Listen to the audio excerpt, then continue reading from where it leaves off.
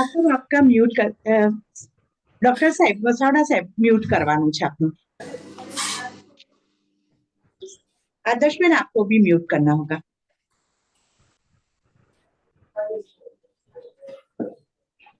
ત્યાંથી કરશો ને?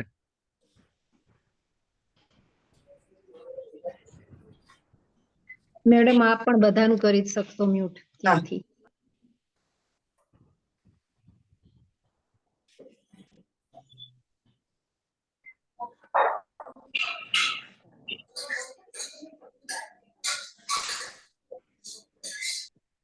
आप सबको रिक्वेस्ट आप खुद कर लो प्लीज।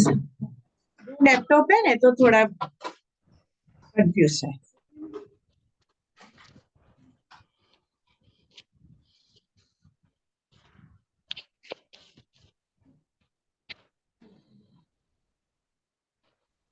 सीधा बैठे। प्रेयर। गुरुर्ब्रह्मा गुरुर्विष्णु गुरुर्देवो महेश्वर गुरुः साक्षात् ब्रह्मा तस्मै श्री गुरवे नमः। ओम सहना भवतु सहनौ भुनक्तु सह वीर्यं करवावहै तेजस्विनावधीतमस्तु मा विद्विषावहै। ओम शांति शांति शांति। हरि ओम। श्री गुरुभ्यो नमः। हरि ओम।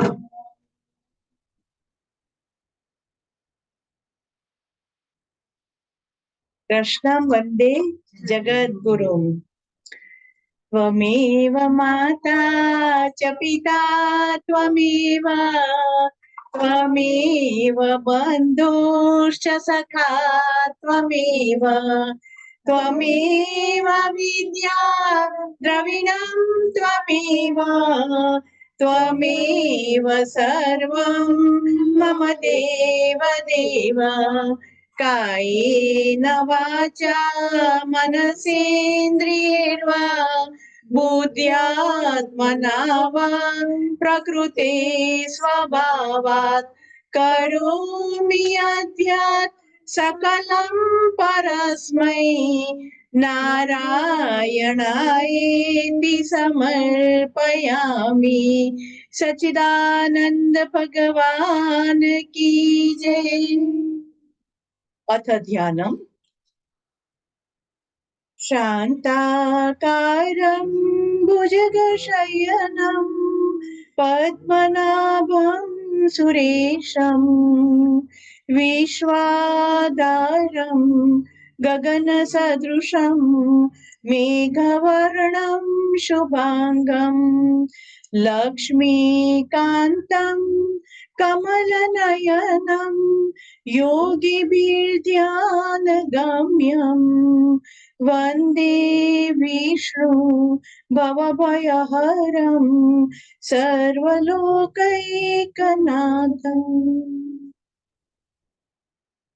ओम श्री कृष्ण परमात्मने नमः।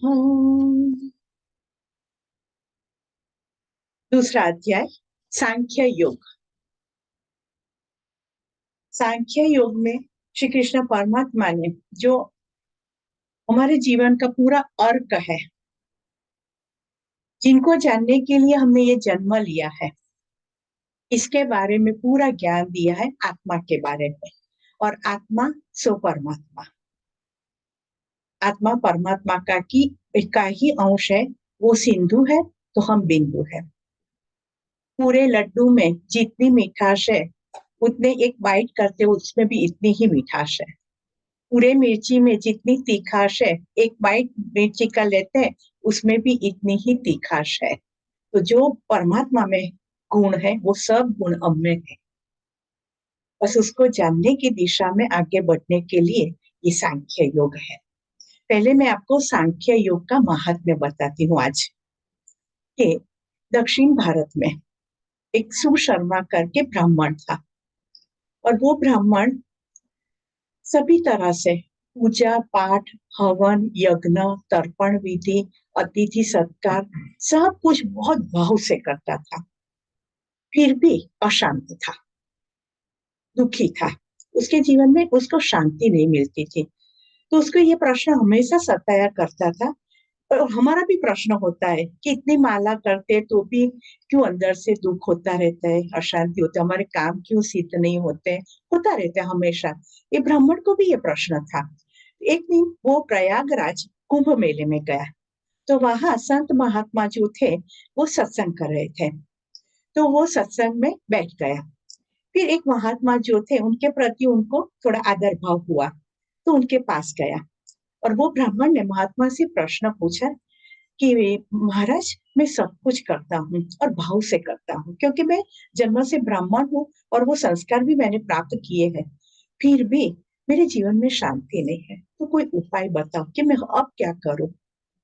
तब महात्मा ने कहा कि आप गीता जी का जो दूसरा अध्याय है उसका पठन करें। कि इसके लिए मैं आपको एक प्रसंग बताता हूँ क्यों इसका पठन करें, कि कैसे कैसे मकसद होते वो सिद्ध होते इससे। तो कि प्रतिष्ठान नगर था, उसमें एक दुर्दुम करके राजा था, और वो राजा था, उसके पास एक विक्रम शर्मा नाम का ब्राह्मण था, और वो उसका आश्रित था। और गांव में जितने भी ब्राह्मण थे उसको कुछ भी दान देना होता था तो राजा ये विक्रम शर्मा को देते थे। अन्न दान करना है कि पैसे का दान करना है कि कोई वस्तु का दान करते हैं तो विक्रम शर्मा को देते थे कि ये सभी ब्राह्मणों में आप बांट देना। लेकिन विक्रम शर्मा लोभी था, तो वो क्या कर थोड़ा थोड़ा देता था और ज्यादा अपने पास रख लेता था। जितना राजा ने बोला है देने के लिए उतना नहीं देता था, अपने पास ही रख लेता था। इसकी वजह से, उसके ये स्वभाव की वजह से जब उनकी मृत्यु हुई तब उनको नरक की प्राप्ति हुई, और बहुत समय उसमें यातना सहन करने के बाद फिर से जब उसका मनुष्य जन्म हुआ तो उसके ये कर्मों की वजह से उसको पत्नी मिली, वो कर्कशा थी, उसका नाम भी कर्कशा था, और वो दुष्ट स्वभाव की थी। तो उसका बात बात में उसके साथ झगड़े होते रहते थे। तो एक दिन झगड़ा इतना बढ़ गया कि जब ये सो गया था तब वो पत्नी ने उसकी हत्या कर दी, और हत्या हो गई। तो वो जानता था, मरने के समय उसको ख्याल आ गया कि मेरी पत्नी ने की है, तो वो प्रेत हुआ। सभी प्रकार की योनि होती है, तो वो प्रेत योनि में चला गया। अब ये जो उसकी पत्नी थी थोड़े साल तक जी, पर उसकी भी मृत्यु हो गई। तो मृत्यु के बाद उसकी जो इच्छा थी, क्योंकि वो भोग वासना में बहुत मानती थी, उसको वासना बहुत रहती थी, तो उसकी वजह से वो बकरी हुई। आप जानते हैं कि बकरी का जो अवतार होता है ना, उसमें वो दिन में कई बार संभोग कर सकते हैं, तो इसकी वजह से वो बकरी हुई। और एक बार चरते चरते जंगल में गई, तो जंगल में वो गई तो प्रेत ने उसे देख लिया। तो जैसे प्रेत ने वो बकरी को देखा तो उसको मालूम पड़ गया कि मेरे पूर्व जन्म की पत्नी है और उसी ने मेरी हत्या की थी। तो एकदम से उसका बदला लेने का विचार आया, तो प्रेत दौड़ा, तो बकरी को ख्याल आ गया, तो वो आगे आगे, प्रेत पीछे पीछे, और एक जगह पर आई तो बकरी एकदम से खड़ी रह गई। प्रेत वहां पर पहुंच गया तो वो भी खड़ा रह गया, और उन्होंने देखा कि हम दोनों क्यों वैर भाव से नाबूद हो गए, एक दूसरे को मारने के लिए तैयार थे, इसके बजाय बैर क्यों चला गया मन में से। तो उन्होंने शांति से सुना तो वहां एक महात्मा की कुटिया थी, और वो गीता जी के दूसरे अध्याय का पठन कर रहे थे। जैसे ही ये शब्द दोनों के कान में पड़े तो वो शांत हो गए, और उनके अंदर की वैर भावना भी नाबूद हो गई। फिर ऐसा हुआ कि वो दोनों, जब ये समय होता था महात्मा का, तब वहां जाकर खड़े रहते थे और हमेशा ये पूरा अध्याय सुनते रहते थे। तो दोनों, उसका जो था प्रेत योनि में से उसकी मुक्ति हो गई, वो भी विष्णु लोक में गया, और बकरी भी जो थी वो वैकुंठवासी हो गई। ये दूसरे अध्याय का महात्म्य है कि कितना भी अशांति मन में रहती है या तो किसी के प्रति हमें तिरस्कार है, बैर है, तो ये अध्याय बहुत ही महत्वपूर्ण है। तो हम थे 16वें श्लोक पर, नासतो विद्यते भावो ना भावो विद्यते सतः। એટલે તો લાલી જ કામ तो લાગી फिर છે है અત્યારે. श्लोक, કાલ લાલ ગાડી લઈ ગયો તો શું કરતા? ઇલાબેન ઇલાબેન આપનું મ્યુટ કરજો ને ઇલાબેન આપનો મોબાઈલ મ્યુટ કરજો. तो 16वां जो श्लोक है वो हम फिर से पढ़ेंगे. ना सतो विद्यते भावो ना भावो विद्यते सता उभयोरपि द्रष्टुन्तः स्तवन्योस्तत्त्वदर्शिभिः. देखिए इस जगत में असत पदार्थ जो है उसकी कोई सत्ता नहीं है और जो सत्य है उसका अभाव नहीं है, यानी कि कोई कमी नहीं है. अभी कलयुग में हम ऐसा मानते हैं कि जो असत्य का आचरण करते हैं वो लोग ही सब प्राप्ति करते हैं और जो सत्य का पालन करते हैं उनके भाग में दुख आता है. ऐसा नहीं है, ये हमारा भ्रम है. जैसे मैंने आपको बताया था कि ऊपर बाजरा दिखता है, नीचे से गेहूं निकलता है, वो उसके पूर्व जन्मों का जो सत्कर्म होता है वो भी भुगत रहा है और इस जन्म में जो असत कर्म कर रहे हैं वो भी भुगतना उससे बाकी ही है. और जो सत्य का पालन करे उसका दुख देखते हैं. तो इसका कारण ये है कि सत्य के पालन से हमारे पूर्व जन्म के जो खराब कर्म है वो जल्दी से कट जाते हैं और हमारे चेतना को अपलिफ्ट करने के लिए ये कर्म काटने जरूरी है. जितने भी संतों का आप जीवन चरित्र पढ़ेंगे ना उनको बहुत दुख पहुंचा है, बहुत दुख पहुंचा है. कोई ऐसे ही संत नहीं बन गया है क्योंकि एक संत की पदवी प्राप्त करने के लिए उनके पूर्व जन्म के सभी कर्मों का नाबूद होना आवश्यक है. तो ये दुख प्राप्त काटते काटते काटते वो ये पदवी को प्राप्त करते हैं.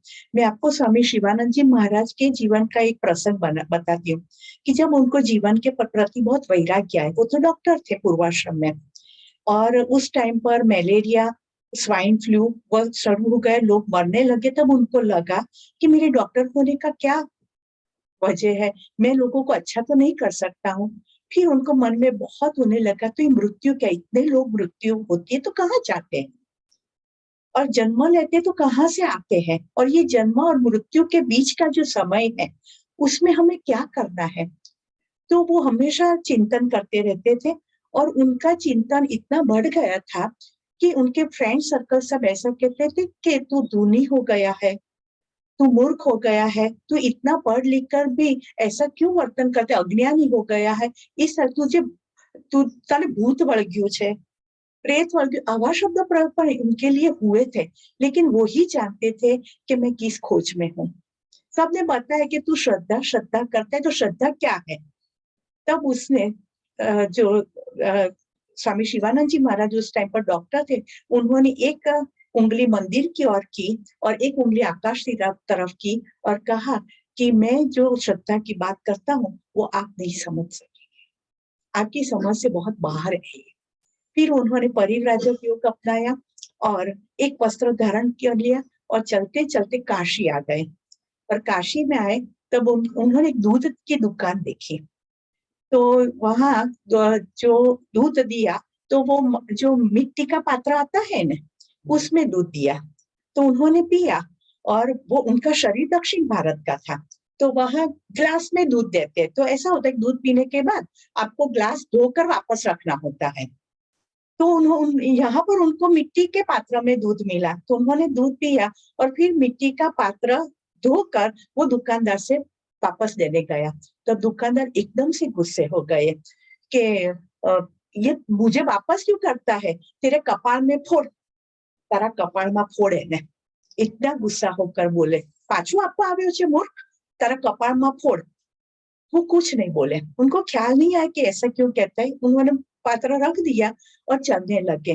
पर उस टाइम पर उनकी ये अवस्था थी कि एकदम से वो आत्मा में स्थिर थे, उसको भी वो दुकानदार नहीं पहचान पाया था और उन्होंने ये शब्द बोले थे, तारा कपाल में फोड़.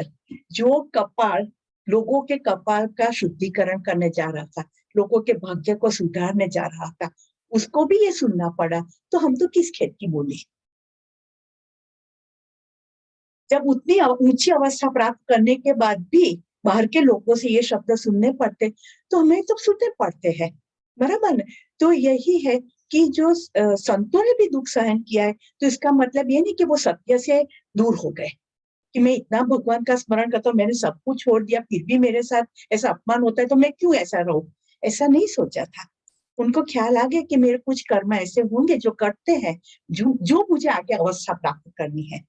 तो हमेशा सत्य के साथ रहना है और कभी भी ऐसा आर्ग्यूमेंट मत करना कि वो खराब काम करता है तो इतना पैसा कमाता है, हमें भी ये करना होगा। नहीं, हम जो मार्ग पर चल रहे हैं वही सही मार्ग है। हाँ? और देखिए, सब ये ग्रेविटेशन फोर्स की वजह से सब चीजें नीचे गिर रही है, फिर भी आकाश में हम देखते हैं कि तारा है, ग्रह है, नक्षत्र है, सभी हवा में टिंगे हुए हैं, कोई दूरी नहीं है, किसी से बांधे हुए नहीं है, फिर भी वो उस पर ग्रेविटेशनल फोर्स का असर नहीं होता है, हवा में टिंगे हुए। क्यों? क्योंकि अभी भी इस पृथ्वी पर सत्य और दिव्य प्रेम है। सत्य और प्रेम की वजह से सब टिंगे हुए हैं। जब ये प्रेम खलास हो जाएगा, सत्य नहीं रहेगा, तब कोई नहीं रह पाएगा, सब गिर जाएगा। तो सत्य का पालन हम करते तो जो कुदरत है उसको भी हम मदद रूप होते, सहायक होते हैं। अब 17वां जो श्लोक है वो, अविनाशी तो तद्विद्वी येन सर्वं इदं ततं विनाशमव्ययस्यास्य न कश्चित् कर्तुमर्हति। नाश रहित तो તું તેને જાણ જેનાથી આ સકળ જગત દ્રશ્ય વર્ગ વ્યાપ્ત છે। આ અવિનાશીનો વિનાશ કરવા માટે કોઈ સમર્થ નથી। ये जो जगत दिखता है ना वो विनाशी है, जो वो अशाश्वत है, नाशवंत है। एकमात्र परमात्मा है, वो ही शाश्वत है। क्योंकि ये जगत की जो उत्पत्ति हुई है, मैं उत्पत्ति कैसे हुई वो बताती हूँ कि सबसे पहले परमात्मा यानी हम जिसे ब्रह्म कहते हैं। पहले तो सुनिए, जब कोई पूर्व जन्म के पुण्य कर्म होते हैं और वो उदित होते हैं तभी ब्रह्म शब्द सुनने को मिलता है, नहीं तो पूरी जिंदगी भ्रम में ही चली जाती है, पूरी इल्यूजन में ही चली जाती है, ब्रह्म शब्द कान में ही नहीं पड़ता है। और कोई पुण्य कर्म उदित हो गया तब ब्रह्म के बारे में सुनने को मिलता है, ब्रह्म को जानने की इच्छा होती है। तुलसीदास जी, गोस्वामी तुलसीदास जी कहते थे कि तुलसी पिछले पाप सो, तुलसी पिछले पाप सो हरि चर्चा ना सुहाए, जैसे ज्वर के अंश से भूख विदा हो जाए। जैसे बुखार आता है तो भूख नहीं लगती है, सामने कितने भी पकवान रख दो फिर भी खाने का मन नहीं होता है। इसी तरह से पिछले जन्मों का पाप कर्म सामने आता है ना, तब ये ब्रह्म को जानने की, भगवत गीता को जानने की, योग को जानने की, ऐसा स्पिरिचुअल ज्ञान प्राप्त करने की इच्छा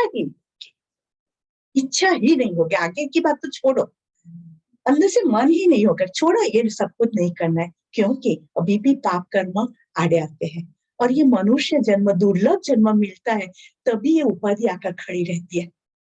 जैसे नहीं कहते कि जब आम पकने की सीजन आई और कौवा जो होता है उसकी चांच में रोग आकर बैठ गया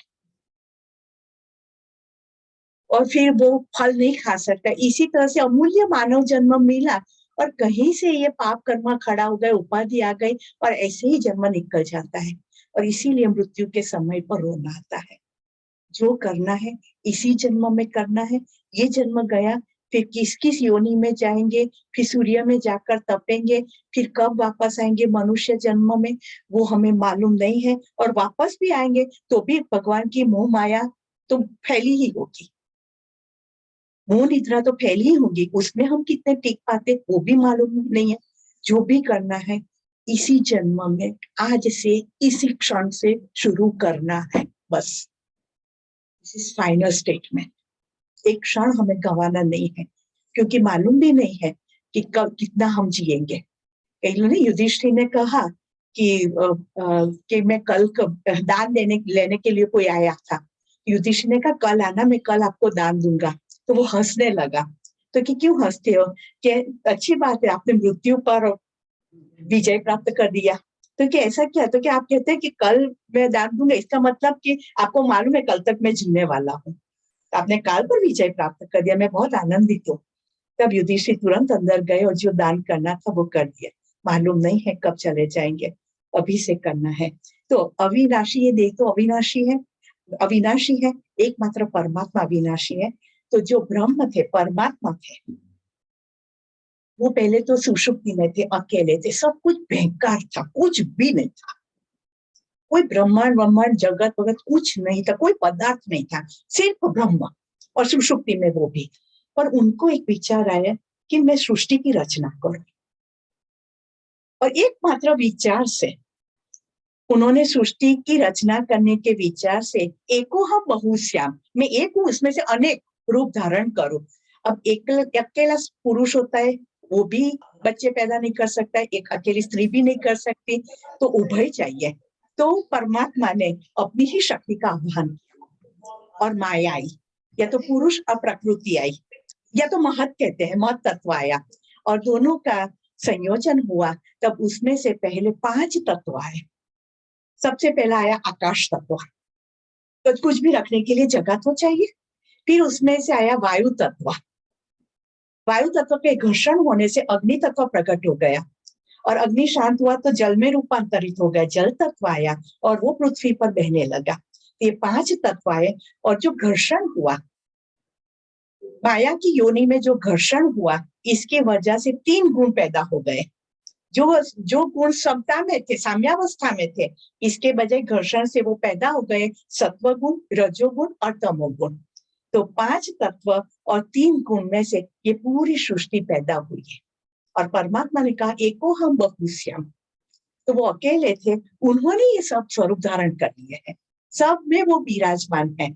तो जो सत्व गुण आया, उसमें से मन की उत्पत्ति हुई, जो रजोगुण आया उसमें से प्राण की उत्पत्ति हुई, और जो तमोगुण आया इसमें से 5 तत्व आए, 5 तन मात्राएं, शब्द, स्पर्श, रूप, रस और गंध आई, और उसमें से सभी भौतिक वस्तुएं आई। इस तरह से पूरा जगत का निर्माण हुआ। तो जो जगत का निर्माण करता है, उसने सब सत्ता अपने हाथ में रखी है। सब कुछ नाशवंत है, कुछ टिकने वाला नहीं है। आज जो दिखता है कल नहीं होगा, पर एकमात्र परमात्मा जो है वो अविनाशी है। 4 युग आ गए, सत्व युग आ गए, द्वापर युग आया, कलयुग अभी चल रहा है। ये 2 युग आते, इसमें बीच में थोड़ा शून्य अवकाश रहता है, नहीं, दोपहर जाती है और शाम आती है, उसके बीच में थोड़ा संध्या जिसे कहते हैं शून्य अवकाश आता है, उसमें भी परमात्मा है। अनादिकाल से जो परमात्मा का अस्तित्व है, कभी भी वो अस्तित्व गया नहीं, आज भी है, और जब ये सब कुछ नहीं रहेगा तो भी उसका अस्तित्व तो है, वही सब निकल जाएगा, उसका अस्तित्व रहेगा। तो उसको ही तो अविनाशी जान, बाकी सब कुछ नाशवंत है, कुछ टिकने वाला नहीं है। तो एक कवि ने इतना बढ़िया से एक लिटी में सुनाया है कि नश्वर स्वर से कैसे कहूं एक अनश्वर बात। मेरे शब्द जो है वो तो नश्वर है, आज बोली कल भूल गए लोग, आज बोली हवा में चले गए, पर जो बात मैं करना चाहती हूँ अनश्वर अविनाशी तत्व की, वो नश्वर से कैसे कर सकती हूँ। इतनी भव्यता है, इतनी दिव्यता है कि मेरे शब्दों में भी वो ताकत नहीं है, मेरे पास ऐसे शब्द भी नहीं है कि उसका हम वर्णन कर सके। बस उसका अनुभव करना है जो आपके हृदय में ही उपस्थित है। तो आगे का श्लोक 18वां, अंतवंत इमे देहा नित्यस्योक्ता शरीरिण अनाशिनो प्रमेयस्य तस्माद्युध्यस्व भारत। आ नाश रहित अप्रमेय નિત્ય સ્વરૂપ જીવાત્માના આ સઘળા શરીરો નાશવંત કહેવાયા છે, માટે હે ભરતવર્ષી અર્જુન તું युद्ध कर। ये सब कुछ नाशवंत है, वो कुछ भी टिकने वाला नहीं है, समय अलग अलग रहेगा, पर सबको जाना है, आज नहीं तो कल सबको जाना है, कोई अमर पट्टा लेकर नहीं आया है। ये सत्य सामने रख करके अर्जुन तू युद्ध कर। 19 नंबर, येनं वेत्ति हन्तारं यश्चैनं मन्यते हतम् उभौ तौ न विजानीतो नायं हन्ति न हन्यते।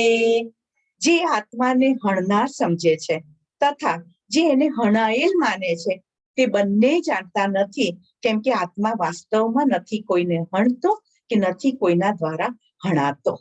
ये आत्मा अति सूक्ष्म है, अति सूक्ष्म है, और जो उनकी वास्तव वास्तविकता समझता है, वास्तव स्वरूप समझता है, वो जान लेगा कि हम किसी को मार नहीं सकते, हम मारने वाले भी नहीं है और कोई हमें मार जाएगा वो भी शक्य नहीं है, क्योंकि आत्मा की जो गति है वो अखंड है, उसकी शाश्वत यात्रा है, तो वो मरता ही नहीं है।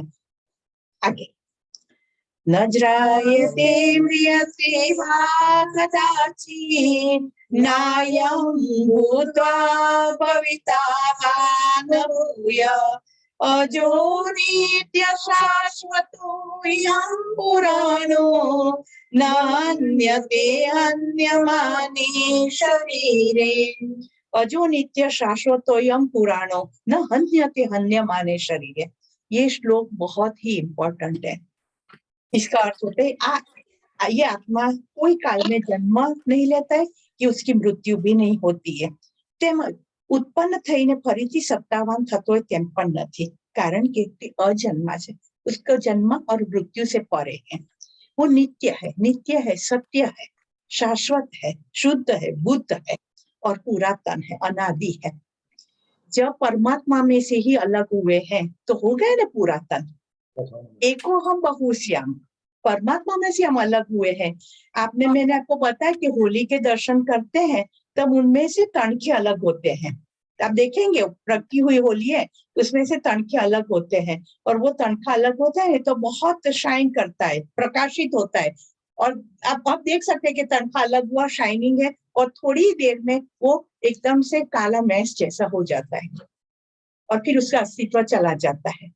इसी तरह से परमात्मा में से हम जब अलग हुए तब हम वैसे ही प्रकाशित थे, वैसा ही हमारा स्वरूप था।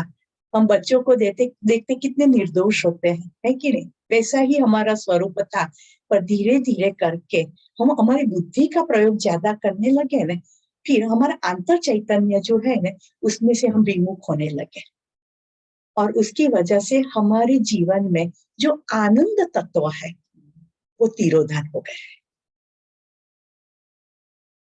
सब कुछ होते हुए भी आनंद नहीं है।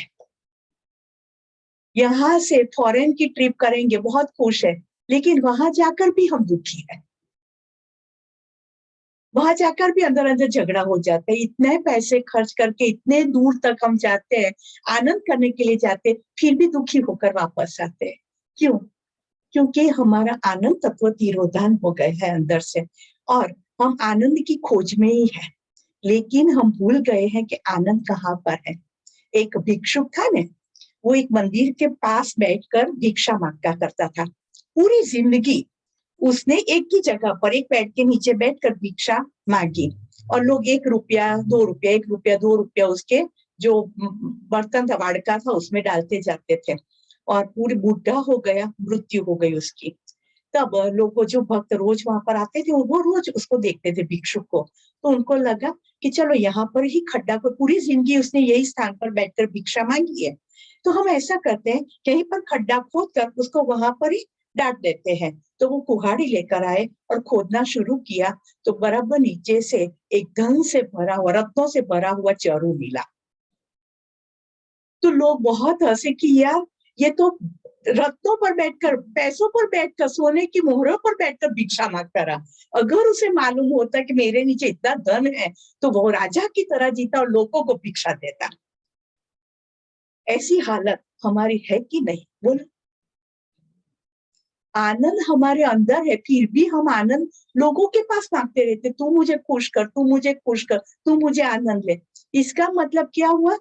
हमने हमारे आनंद की चाबियां लोगों के हाथ में पकड़ा कर रखी है। साहेब તમે ધારો તો મને ખુશ કરી શકો છો, નહીં તો મેં તો દુખી લેવા જન્મ લીધો છે। આવી આપણી હાલત છે। मैं तो दुखी होने के लिए जन्मी हूँ, आप चाहो तो मुझे खुश कर सकते हो। और खुशी की खोज में हमारी पूरी जिंदगी निकल जाती है, जबकि ये खजाना हमारे अंदर ही है। लोग क्या आपको खुश करेंगे? आप लोगों को खुश करेंगे। ऐसा खजाना आपके पास है। इसके लिए थोड़ा अंदर जाना पड़ेगा, और फिर हम जानेंगे कि हम सत चित आनंद स्वरूप है, कोई भी वस्तु बाहर नहीं है, हमारे अंदर ही है। और इसके लिए कहते हैं परमात्मा यहाँ पर अजो नित्य शाश्वतो यम पुराणो न हन्यते, हन्य माने शरीर है। आपके ये सच्चित आनंद स्वरूप को भी कोई मार नहीं सकता है। अगर आप उनको अलाउ करो तो मार सकता है, बाकी कोई नहीं मार सकता है आपको।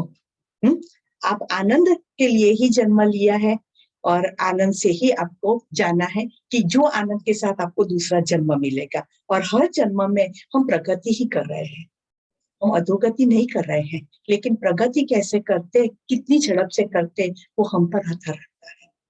तो आगे का श्लोक देखते हैं। विदा विनाशनम नित्यम य एनमजमव्ययम् कथं स पुरुष पार्थ कं घातयति हन्तिकम्। हे पार्थ, જે પુરુષ આ આત્માને નાશ રહિત, નિત્ય, અજન્મા તેમજ અવ્યય જાણે છે, તે પુરુષ કઈ રીતે કોઈને હણાવે છે અને કઈ રીતે પોતાને હણે છે। देखिए, जो शरीर है ना, उसके 6 रूपांतर होते हैं। पहले तो जन्म होता है, जन्म के बाद एक अस्तित्व मिलता है आपको। फिर उसकी खाने से पीने से वृद्धि होती है, फिर वो बचपन में से युवानी में, युवानी में से प्रौढ़ावस्था में, इस तरह से रूपांतर होता है हमारा। फिर जैसे बूढ़े होते हैं तो क्षय होता जाता है हमारे शरीर का, कुछ कुछ हम काम नहीं करते हैं और अंत में मृत्यु आती है। तो ये शरीर के धर्म है, जन्म, अस्तित्व, वृद्धि, रूपांतर, क्षय और मृत्यु। ये जो 6 अवस्था है वो शरीर की है, नहीं कि आत्मा की। यानी कि आत्मा अखंड है, उसके कद में न तो जास्ती होती है ना तो कम होता है, वो तो अखंड ही है। और ये अखंड तत्व को अगर हम जान लें तो फिर हम जान लेंगे कि हम किसी को हरने वाले, मारने वाले है ही नहीं। आगे वाशांसि जीर्णानि यथा विहाय नवानि गृहाणि दरोपराणि तथा शरीराणि विहाय जीर्णान्यानि संयाति नवानि देहि। बहुत ही इंपॉर्टेंट श्लोक है, बस इतना ही समझ ले तो भी आत्मा की यात्रा के बारे में जानने को मिल जाएगा। જેમ માણસ જૂના વસ્ત્રો ત્યજીને બીજા નવા વસ્ત્રો ગ્રહણ કરે છે, તેમજ જીવાત્મા પણ જૂના શરીર ત્યજીને બીજા નવા શરીરને પ્રાપ્ત કરે છે। कितनी सहजता से हम कपड़े बदल देते हैं, है ना? एक कपड़ा निकाल दिया, बस ये पुराना हो गया, निकाल दिया, नया वस्त्र पहन लिया। इतनी ही सरलता से आत्मा देह बदलता है। ये देह में से निकल गया, फिर अपने जो विल और विशेष जो इच्छाएं बाकी रही है, सब तुरंत दूसरा शरीर पकड़ लेता है, फिर तीसरा शरीर पकड़ लेता है। और ऐसी इच्छाएं पूरी होने के बाद जब उसको ज्ञान होता है कि नहीं नहीं मुझे तो कुछ प्राप्त करना है, तो सूर्य में जाकर तपता है वो आत्मा, और फिर वो मनुष्य जन्म में आता है, शुद्ध होकर आता है कि मुझे जो प्राप्ति करनी है वो सिर्फ और सिर्फ मनुष्य जन्म में ही शक्य है और कोई जन्म में नहीं। क्योंकि मनुष्य जन्म है वो योग भूमि है, बाकी सभी शरीर जो है भोग भूमि है। आहार, निद्रा, भय और मैथुन, वो तो हर जो भी शरीर धारण किया है, फिर पशु हो, पक्षी हो, मनुष्य हो कि इंसेक्ट हो, सभी में आहार यानी खाना सबको चाहिए, निद्रा नींद सबको चाहिए, हमें भी नींद चाहिए। आपको अगर 3 दिन यानी 72 घंटे सोने ना दे तो क्या हालत होगी मालूम? बिल्कुल ना सोने दे, नहीं सोना है आपको, बिल्कुल आंख भी आम बंद नहीं करनी है, तो क्या हालत होगी? साइकिक हो जाएंगे, साइकिक हो जाएंगे। आजकल हम देखते हैं ना, जो देर देर तक टीवी देखा करते हैं या तो कंप्यूटर पर बैठे रहते हैं, फिर आप उनके बर्तन में देखेंगे तो आपको लगेगा ये नॉर्मल नहीं है। उनके विचार भी कुछ अलग होंगे, उनका व्यवहार भी कुछ अलग होगा, धीरे धीरे वो साइकिक होने लगते। तो निद्रा सबको चाहिए, आहार, निद्रा, भय। और कहते हैं कि सामान्य जो व्यक्ति होती है ना, उसको 6 से 8 घंटे की नींद चाहिए। और जो योगी लोग हैं, जो रेगुलरली प्राणायाम ध्यान करते हैं, उनको 3 से 4 घंटे की नींद इनफ है। क्यों मालूम है? जब हम सो जाते हैं ना, तो हमारा जो आत्म तत्व है वो परमात्मा तत्व को मिलने जाता है, और वो जो यात्रा है वो 3.5 घंटे की है। यहाँ से परम तत्व को मिलता है और परम तत्व के साथ कुछ क्षणों का मिलन होता है, उसमें से नई आशा, नया उत्साह, नई जिंदगी, नया प्रेम सब कुछ लेकर वापस आता है 3.5 घंटा वापस आने में। यानी 7 से 8 घंटे की नींद चाहिए। कुछ क्षणों का जो मिलन है उसमें हम पूरे दिन की एनर्जी लेकर तो उठते हैं, तो कैसे एनर्जेटिक होते हैं, खुश होते हैं, पूरी नींद लेकर उठे तो क्योंकि उसके साथ मिलन हो गया। लेकिन कम नींद मिलती है ना तो ये यात्रा पूरी नहीं होती, आधे रास्ते पर जाकर वापस आ जाते हैं, तो मिलन नहीं होता है। तो उठने के बाद भी हमें ऐसा लगता है कि अभी भी नींद आती है, कुछ काम करने का मन नहीं होता है, थके थके से लगते हैं। उसका मतलब कि वो परम तत्व के साथ जो मिलन होना चाहिए क्षण भर का भी वो नहीं हो पाया। कोई कहता है, कई लोग तो लंबे घंटे तक सोते हैं, फिर भी ऐसा फील करते हैं वो सोते पर वो सोए हुए नहीं है, ये પડખાટ बदला करता है, ઊંઘता नहीं होता है लोग। लंबी नींद इस तरह से लेके उसका भी कोई मतलब नहीं है। गहरी डीप स्लीप होती है ना, उसमें ही ये शक्य बनता है। तो नींद, आहार, निद्रा, भय, भय सबको लगता है, फियर तो सबको होती है अलग अलग प्रकार की, और अंत में मृत्यु का भय तो सबको है। और मैथुन, सेक्स सभी को चाहिए। ये 4 क्रिया तो सब करते हैं, लेकिन हमारे और बाकी के जो जीव है उसके बीच में क्या अंतर है? परमात्मा ने हमें विवेक बुद्धि दी है, डिस्क्रिमिनेशन पावर, और इसका उपयोग करके हमें ये समझ कर अपने आप को ट्रांसफॉर्म। इसीलिए कहते हैं कि जैसे जूने वस्त्र, पुराने वस्त्र हम बदल देते हैं, उसी तरह से जीवात्मा भी जूने, अपना शरीर जब काम नहीं करता है, बुढ़ापा आ गया, शरीर काम नहीं करता है, तो छोड़ो अब, और नया शरीर धारण करके जो मेरे कर्म अधूरे रहे उसको चालू कर दो। समय गंवाना नहीं है, क्योंकि मुझे अंत में उसमें ही विलीन होना है, मोक्ष की प्राप्ति करनी है, तो मुझे ये फटाफट कर्म पूरे करने होंगे। तो इस तरह से वो शरीर को बदलता है। आगे ये भी बहुत इंपॉर्टेंट श्लोक है। नैनम छिन्नति शस्त्राणि नैनम दहति पावक न चैनम क्लेदयन्त्यापो नो शोषयति मारुता। सबको मालूम है शस्त्रों જેને છેદી શકતા નથી, ये कोई आत्मा, कोई वस्तु नहीं है कि शस्त्र से उसको हम काट डालें, अग्नि में जला दे, अग्नि बाળી શકતો નથી, पानी में डाल दे तो वो पिघल जाएगा, पानी ओगाળી શકતું નથી, અને પવન આને સૂકવી શકતો નથી। अति सूक्ष्म तत्व कि ये जो 5 तत्व इसी में से पैदा हुए, उसका विनाश कैसे कर सकते? Simple logic. 5 तत्वों का उद्भव उसमें से हुआ है, तो वो तो उनके ताबे है, तो वो उनका विनाश कैसे कर सकता है? तो कोई भी शस्त्र या अग्नि या पानी या पवन इसको कुछ कर सकता नहीं है। अच्छेद्योऽयं दाह्यो यं क्लेद्यो शोष्य एव च नित्य सर्वगतः स्थाणुः अचलोऽयं सनातनः। केम के आ आत्मा अच्छेद्य है, उसका छेदन नहीं हो सकता है। अदह्य है, उसको जला नहीं सकते हैं। अक्लेद्य है, उसको भिगा नहीं सकते। अशोष्य है, उसको सुखा भी नहीं सकते हैं, क्योंकि वो नित्य है, सर्वव्यापी है, अचल है, स्थिर है और सनातन है।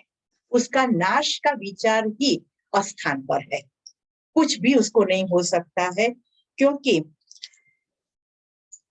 जो हमारे 5 तत्व है उसी में से उनका उद्भव हुआ है, और ये 5 तत्वों के साथ हमारी 5 तन मात्रा है, जो हम कहते हैं कि हम देख सकते हैं, आंखों की वजह से देख सकते हैं।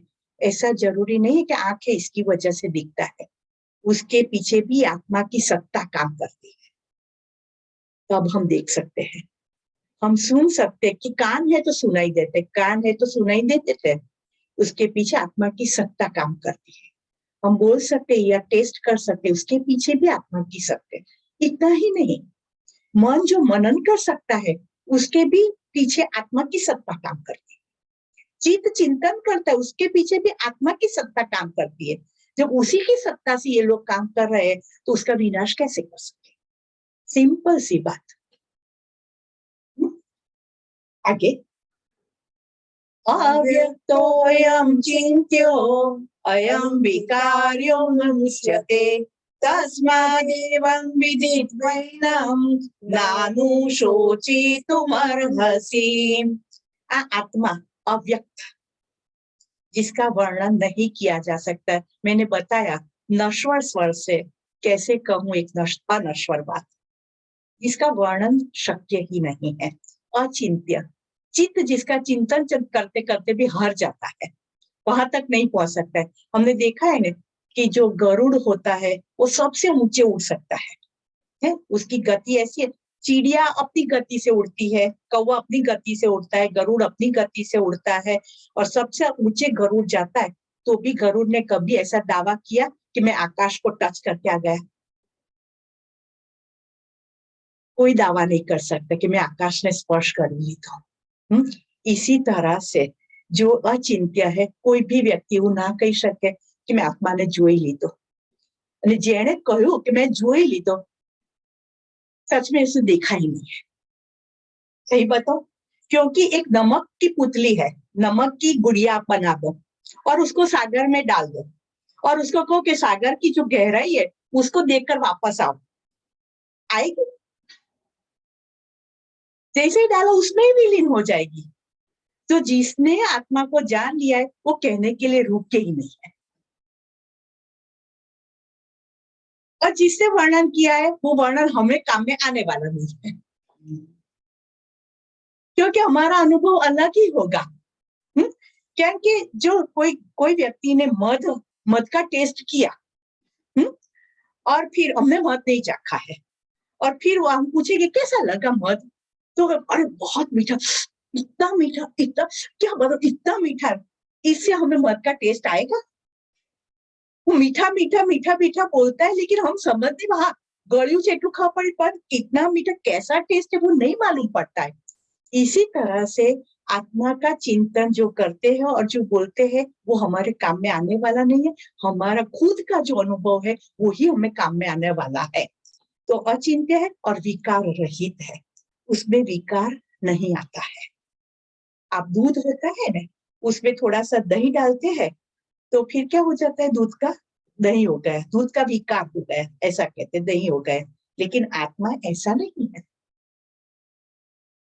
एक बोतल आप ले लो और उसमें एक रोटी नाखो, थोड़ी दाल नाखो, थोड़ा राइस नाखो, थोड़ा सब्जी नाखो, थोड़ा पिकल नाखो, थोड़ा पापड़ नाखो, फिर उसका बूझ बंद कर दो और फिर 3 घंटे के बाद वो खोलो, क्या होगा? बदबू आएगी कि नहीं? हाँ, विकार हो गया कि नहीं? तो ये आत्मा भी अंदर हृदय गुहा में बैठा हुआ है, तो उसमें से उसका विकार होना चाहिए कि नहीं? पर वो विकार रहित है, वो विकार रहित है। चाहे गुहा में बैठा हुआ है लेकिन उसमें विकार नहीं आता है, वो अपना स्वरूप नहीं बदलता है। वो इंग्लिशમાં શું કહેવાય રૂપાબેન, વિકાર રહિત એટલે? विकार यानी શું કહેવાય, जिसमें बगाड़ नहीं होता है, લાઈક બગડતું નથી, જે બગડતું નથી। ભાવનાબેન શું કહેવાય વિકારને ઇંગ્લિશમાં? डिसफॉर्मेशन, डिसफॉर्मेशन। ઓકે, हाँ, डिसफॉर्मेशन नहीं होता है, बगड़તું નથી જે ક્યારે।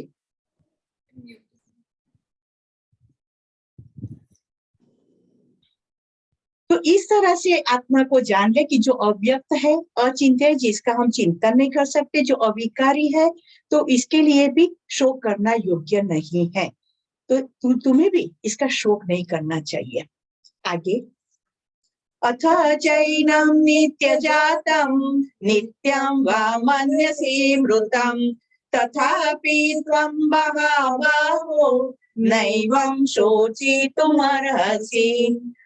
अब श्री कृष्ण परमात्मा दुनियावी बात, जो लौकिक बातें हैं उस पर चर्चा करते हैं कि चलो, अर्जुन को कहते कि अगर तू आत्मा ने सदा जन्म लेना અને मृत्यु पामनार समझतो હોય तो पर तारे शोक करवो उचित નથી।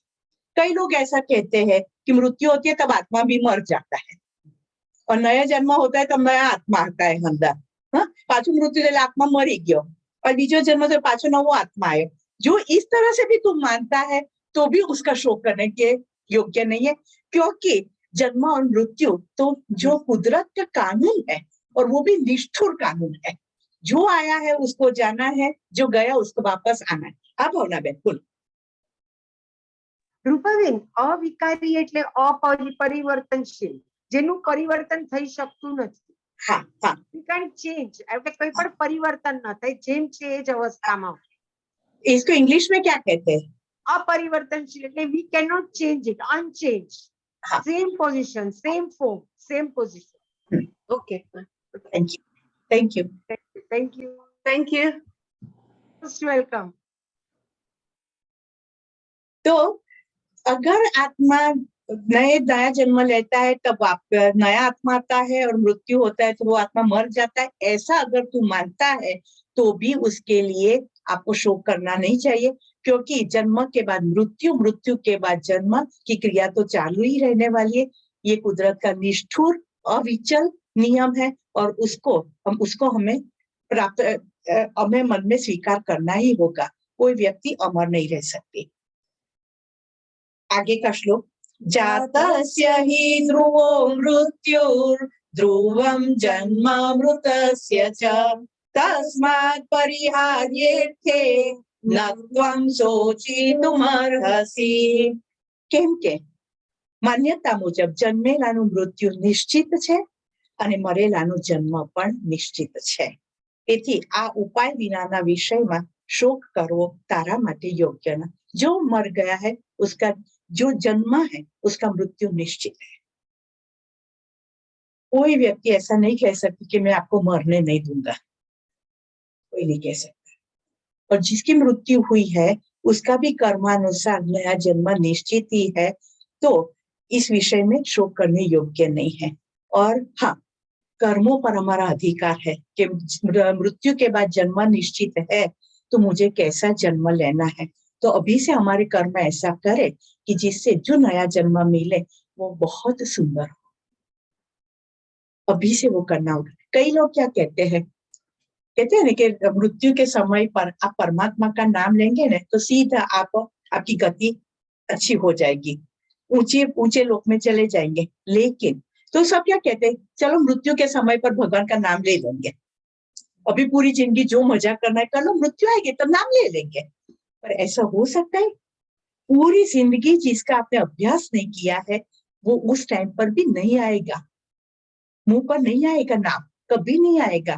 जो पूरी जिंदगी करते रहे वो ही आएगा। इसके लिए एक बहुत सुंदर नाना छोटा सा उदाहरण है कि एक बूढ़े हो गए अंकल और वो मृत्यु की शैया पर थे। तो सभी बच्चे जो बाहरगाम रहते थे वो सभी आ गए कि पापा मरने वाले, तो उनके पास चले जाए। और उनके अंतिम श्वास चल रहे थे और गले में से आवाज भी नहीं आ रही थी और वो कुछ बोलना चाहते थे।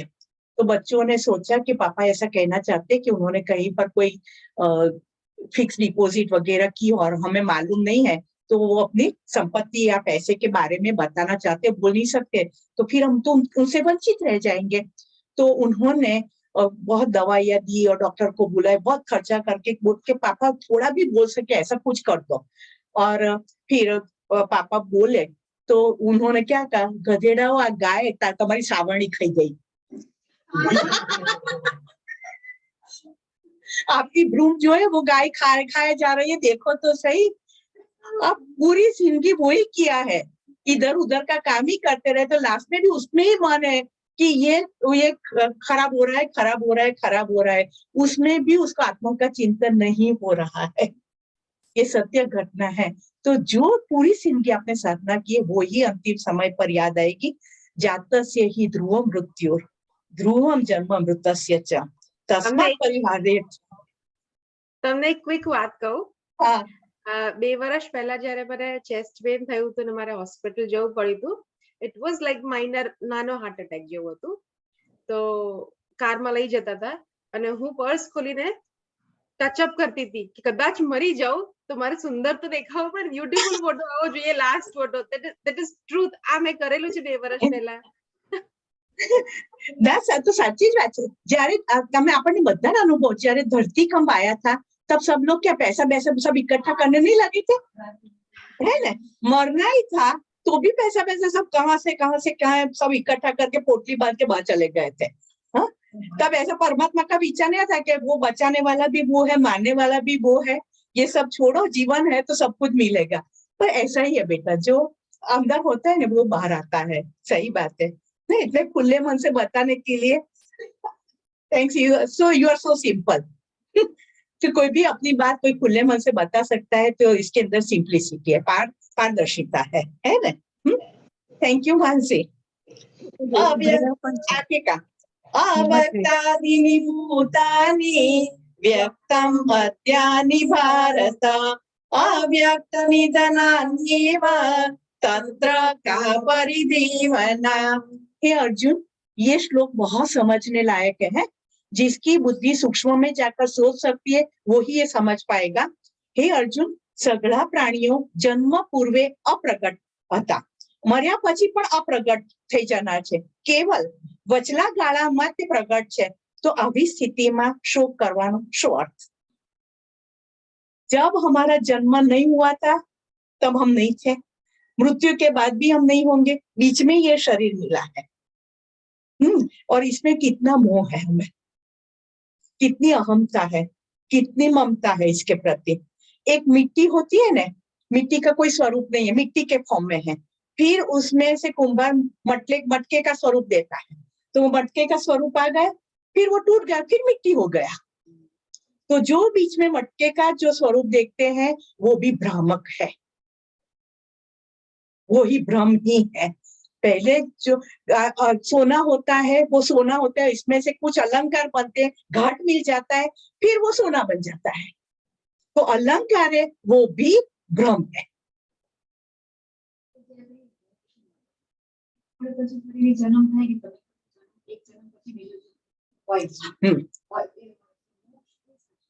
मोक्ष मोक्ष परमात्मा चेतना में विलीन हो जाना, फिर जन्म नहीं है। पर जो लोग ऐसे आपके जैसे लोग, हमारे जैसे लोग होते हैं, जो लोग कल्याण के कार्य करना चाहते हैं, वो कभी मोक्ष नहीं मांगते हैं कि मैं बार बार आऊंगा पृथ्वी पर और लोगों की सेवा करूंगा, जो भी एक व्यक्ति भी दुखी है तो मैं उसकी सेवा करना चाहूंगा, मुझे मोक्ष नहीं चाहिए, मैं लोगों की सेवा करना चाहता हूँ। स्वामी शिवानंदजी महाराजना પણ શબ્દ એ જ હતા કે જ્યાં સુધી આ પૃથ્વી પર એક માણસ નહીં, એક પણ જીવ દુઃખી છે ત્યાં સુધી મને મોક્ષ નહીં જોઈએ, હું વારંવાર આવીશ અને સેવા કરીશ। ये सबका जो संत लोग होते हैं उनका ये स्वभाव होता है। और लास्ट, आश्चर्यवत् पश्यति कश्चिदेनामाश्चर्यवत् वदति तथैव चान्य आश्चर्यवच्चैनमन्यः शृणोति श्रुत्वापीनं वेद न चैव कश्चित्। कोई एक विरल महापुरुष ज આ આત્માને આશ્ચર્યની જેમ જુએ છે, તેમજ બીજો કોઈ મહાપુરુષ જ આત્મ તત્વને આશ્ચર્યની જેમ વર્ણવે છે, તથા બીજો કોઈ અધિકારી પુરુષ જ આને આશ્ચર્યની પેઠે સાંભળે છે, અને કોઈ તો સાંભળીને પણ જાણતો નથી। जिसने इसका दर्शन किया है वही उसके बारे में कुछ बता सकता है, बाकी सबको तो आश्चर्य ही होगा। क्या ऐसा हो सकता है? आत्मा जैसी कोई चीज है, परमात्मा जैसी कोई चीज है कि सब संचालन कर रही है, सबको आश्चर्य होगा। लेकिन जिसने उसको जान लिया वो सबको बताता है। एक गुरु थे ना, उनके 2 शिष्य थे, और 2 शिष्य में से दोनों को गुरु ने बहुत ज्ञान दिया और गुरु ने फिर समाधि ले ली। अब 2 शिष्यों को हुआ कि हम क्या करें, तो उनको हमेशा एक आश्चर्य रहता था कि गुरु ने अपने आश्रम के पीछे बहुत ऊंची वॉल बना के रखी थी, बहुत ऊंची वॉल। तो हमेशा उनको हुआ करता था कि इतनी ऊंची वॉल गुरु ने क्यों बनाई होगी। तो फिर एक गुरु की समाधि के बाद उन्होंने विचार किया, देखे तो सही कि वो वॉल के उस पार क्या है। तो एक लंबी सी सीढ़ी लेकर आए और एक शिष्य चढ़ा और उसने वॉल के ऊपर जाकर देखा और कूद गया, वहां पर चला गया। तो दूसरे शिष्य ने सोचा ऐसा क्या होगा कि वो कूदकर चला गया, वापस भी नहीं आया। तो वो भी चढ़ा और उसने वहां पर देखा और फिर सीढ़ी उतरकर वापस आया और लोगों के बीच गया। उस साइड पर ब्रह्म तत्व था, ब्रह्म ज्ञान था, ब्रह्म की उपस्थिति थी। तो पहला शिष्य था वो ब्रह्म में विलीन हो गया, जो आपका प्रश्न था, मोक्ष ले लिया। लेकिन दूसरा शिष्य था, उसने कहा कि अगर मैं भी चला जाऊंगा तो ये जो मोक्ष प्राप्ति के साधन कौन से हैं वो लोगों को कैसे मालूम पड़ेंगे। तो मुझे गुरु ने जो ज्ञान दिया है वो मुझे सब में बांटना है और बताना है कि ये ज्ञान प्राप्त करने से आपको वो प्राप्ति होगी। तो मेरा जीवन ये ज्ञान देने में, प्रचार और प्रसार करने में मैं व्यतीत करूंगा। मुझे विलीन नहीं होना है, मुझे मोक्ष नहीं चाहिए। आपके प्रश्न का जवाब। तो जो बात करता है ऐसा जिसने अनुभव किया है, तो वो जो बोलते हैं तो लोग आश्चर्य से सुनते रहते हैं कि क्या ऐसा भी हो सकता है। क्योंकि जो हमने देखा नहीं है, जिसके बारे में सुना नहीं है, और इसकी बात होती है तो हमें आश्चर्य तो होता ही है। अभी सिंपल सी बात करें कि कोई, हम फॉरेन नहीं गए और कोई फॉरेन जाकर आए, यहाँ कहेंगे कि वहां तो ऐसा मैनेजमेंट होता है, ऐसे रास्ते होते, ऐसी शॉप्स होते, तो हम आश्चर्य से सुनते रहते हैं। क्योंकि इंडिया में हम ऐसा नहीं देखते कि रस्ता एकदम स्मूथ हो, मोटा मोटा हो, धार पण सरस हो, टर्न लेवानो है तो कोई एकदम सरस टर्न हो, આપણે બધું ઘણી ઘણી જગ્યાએ તૂટલું ફૂટલું હોય। तो हम ये आश्चर्य से सुनते रहते हैं। तो ये जगत की बातों के लिए भी हमें आश्चर्य होता है, तो आत्मा की कोई बात करता है तो जरूर आश्चर्य तो होगा ही। लेकिन ये सुनते सुनते ही वो अपने कल्याण के मार्ग पर लग जाते हैं। कृष्णम वंदे जगत गुरुम। तो कल हम 30 नंबर के श्लोक से आगे शुरू करेंगे सांख्य योग। ठीक है, 5 मिनट आपको पानी पीना है, सबको तो पी लीजिए, फ्रेश होना तो हो जाइए, फिर हम पातंजल योग सूत्र शुरू करते हैं।